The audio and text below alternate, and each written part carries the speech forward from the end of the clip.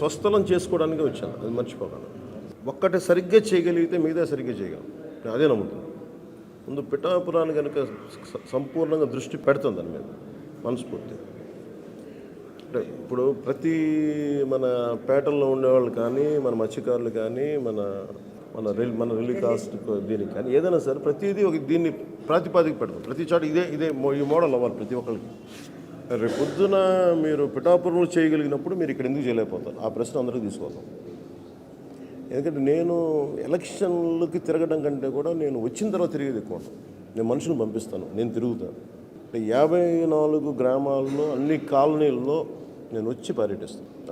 అది నేను మనస్ఫూర్తిగా అది చప్పట్లు కానీ కాదు, నేను మనస్ఫూర్తిగా అది చేయాలని నిర్ణయించుకొని వచ్చాను. కాదు నేనేంటంటే ఇది నేను ఇష్టం ఉండి చేస్తాను, మీకు ఇష్టం మనస్ఫూర్తిగా.